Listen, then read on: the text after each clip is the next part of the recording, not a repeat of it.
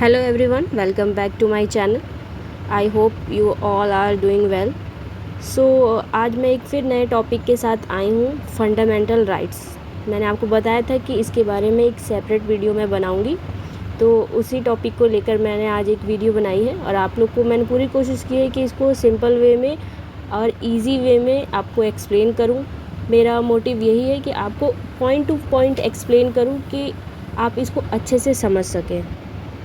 So without wasting any time, let's begin our today topic, and our today topic is fundamental rights, मतलब मौलिक अधिकार। तो सबसे पहले हम समझ लेते हैं कि मौलिक अधिकार फंडामेंटल राइट्स क्या होते हैं। मौलिक अधिकार वे बुनियादी अधिकार हैं जो भारत का संविधान प्रत्येक नागरिक को देता है। ये अधिकार हमें स्वतंत्रता, समानता, सुरक्षा और सम्मान के साथ जीवन जीने का अधिकार देता है। इसको आप एक एग्ज़ाम्पल से समझ सकते हैं। अगर किसी स्कूल या सरकारी नौकरी में किसी व्यक्ति के साथ उसकी जाति या धर्म या लिंग के आधार पर भेदभाव किया जाता है तो ये क्या हुआ, वो उसके फंडामेंटल राइट्स का उल्लंघन हुआ। और जो इंग्लिश मीडियम वाले स्टूडेंट्स हैं वो अपने लिए एक ये डेफिनेशन लिख सकते हैं। Fundamental rights are the basic rights guaranteed by the constitution to protect the freedom, equality and dignity of every citizen. And there are 6 fundamental rights in India। मतलब 6 मौलिक अधिकार दिए गए हैं हमें। कौन कौन से हैं? समानता का अधिकार, स्वतंत्रता का अधिकार, शोषण के खिलाफ अधिकार, धर्म की स्वतंत्रता का अधिकार, सांस्कृतिक और शैक्षणिक अधिकार, और 6 है संवैधानिक उपचार का अधिकार। अब ये 6 फंडामेंटल राइट्स को हम एक एक करके डीपली अंडरस्टैंड करेंगे। तो पहला हमारा अधिकार है समानता का अधिकार, राइट टू इक्वालिटी, और ये आर्टिकल नंबर 14 से 18 तक में आता है। समानता का अधिकार, राइट टू इक्वालिटी। तो हम पहले इसको समझ लेते हैं कि ये है क्या। समानता का अधिकार है हर व्यक्ति कानून की नज़र में समान है। धर्म, जाति, नस्ल, लिंग या जन्म स्थान के आधार पर किसी के साथ भेदभाव नहीं किया जा सकता। या आप ऐसे भी कह सकते हैं, ये अधिकार कानून के सामने समानता और हर व्यक्ति को कानून का समान संरक्षण प्रदान करता है। This right ensure equality before law and equal protection of laws to every person. अब इसमें देख लेते हैं कि समानता के अधिकार में क्या क्या आता है। पहला है कानून के सामने समानता। कानून मतलब कि कानून के सामने सब कोई बराबर है, everyone is equal before the law. और सेकंड है भेदभाव का निषेध, नो डिस्क्रिमिनेशन, मतलब the government can not discriminate on the basis of religion, caste, race, sex और प्लेस ऑफ बर्थ, मतलब कि धर्म, जाति के आधार पर हम किसी के साथ भेदभाव नहीं कर सकते हैं। और थर्ड पॉइंट है संवैधानिक रोजगार में समान अवसर, मतलब equal opportunity in public employ, मतलब जो सरकारी नौकरी होती है उसके लिए सबको समान अवसर मिलने चाहिए। ये नहीं कि कास्ट या किसी भी रिलीजन बेस्ड पे किसी को गवर्नमेंट जॉब मिले या कुछ भी, उसकी क्वालिफ़िकेशंस के आधार पे ही उसको गवर्नमेंट जॉब मिलनी चाहिए। और फोर्थ है एबोलिशन ऑफ अनटचेबिलिटी, मतलब अप्रेष्यता का उन्मूलन, मतलब कि किसी तरीके का ऐसा किसी को हीन भावना से देखना कि ये किसी कास्ट का है तो ये इस टेंपल में एंटर नहीं कर सकता या पब्लिक फैसिलिटी का यूज़ नहीं कर सकता, हम इस तरीके का बिहेवियर किसी के साथ नहीं कर सकते हैं। और फिफ्थ पॉइंट है उपलब्धियों, एंड फिफ्थ पॉइंट है उपाधियों का उन्मूलन, मतलब कि किसी को इस तरीके की उपाधि का मतलब टाइटल नहीं देना है। और सेकंड है हमारा राइट टू फ्रीडम, स्वतंत्रता का अधिकार। ये आर्टिकल नंबर 19 से 22 तक में आता है। फ्रीडम क्या है? फ्रीडम, राइट टू फ्रीडम मतलब प्रत्येक नागरिक को सम्मान पूर्वक जीवन जीने और अपनी स्वतंत्रता का उपयोग करने का अधिकार है। तो हम देखते हैं राइट टू फ्रीडम में क्या क्या इंक्लूड्स है, क्या क्या शामिल है। पहला है freedom of speech and expression, मतलब हर किसी को अपनी बात कहने, अपनी राय रखने की स्वतंत्रता है। वो freely you can express your thoughts, opinion and ideas freely, मतलब आपको पूरी आज़ादी है अपनी बात कहने की। एंड सेकंड है फ्रीडम ऑफ असेंबली, मतलब people can organize a peacefully meeting और प्रोटेस्ट, मतलब आप बिना किसी हिंसा के शांतिपूर्वक अपना प्रोटेस्ट या किसी तरीके की मीटिंग ऑर्गेनाइज कर सकते हैं। एंड थर्ड है फ्रीडम ऑफ एसोसिएशन, मतलब आप अपने कोई सोसाइटी मिलकर जैसे टीचर्स की एक यूनियन आप बना सकते हैं, आप पॉलिटिकल पार्टीज़ बना सकते हैं। एंड फोर्थ है फ्रीडम ऑफ मूवमेंट, मतलब कि आप कहीं भी आज़ादी से घूम सकते हैं। ऐसा नहीं कि आप बिहार में रहते हैं तो आप सिर्फ बिहार में ही रहेंगे और कहीं नहीं जा सकते। अगर आप दिल्ली में रहते हैं तो भी आप केरला जा सकते हैं, राजस्थान जा सकते हैं, कहीं भी आप फ्रीली घूम सकते हैं पूरी इंडिया में।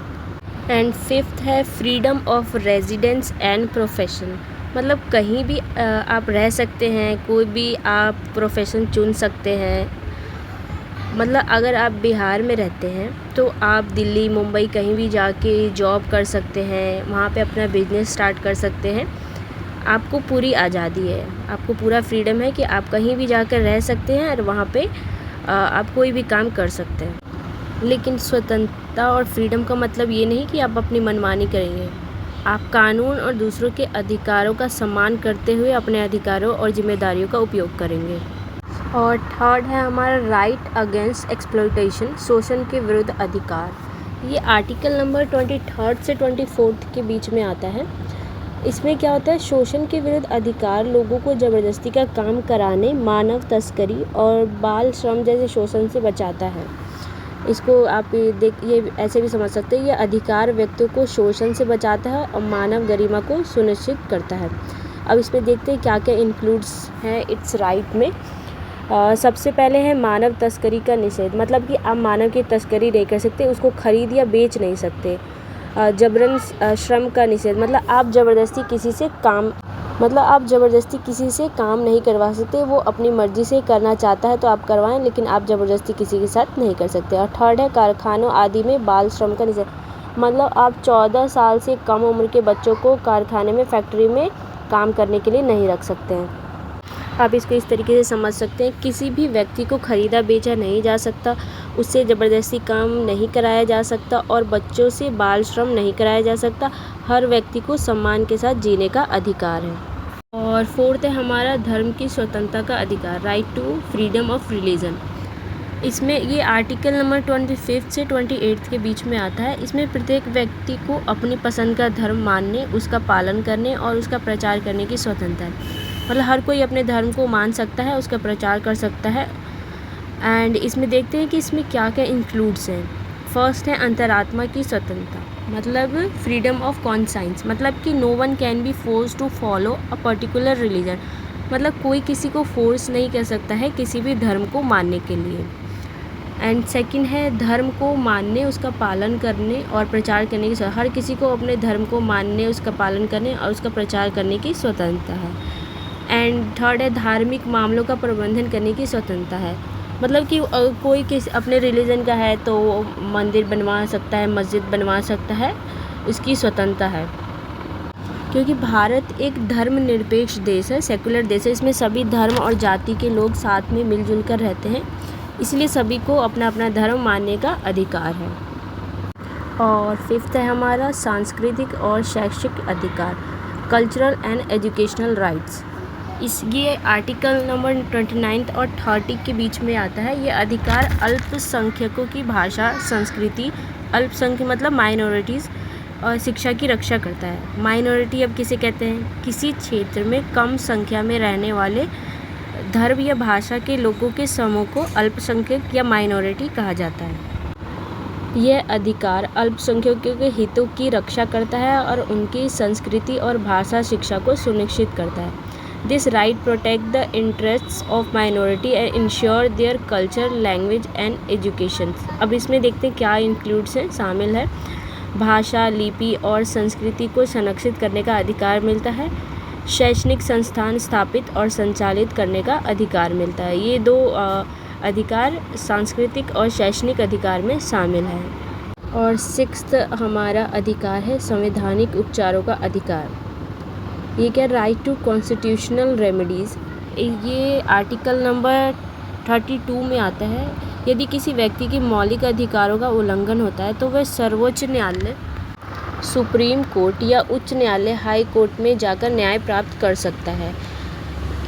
इसको हम ऐसे doctor B R Ambedkar called Article 32 the heart and soul of the Constitution because it protects all foundation rights।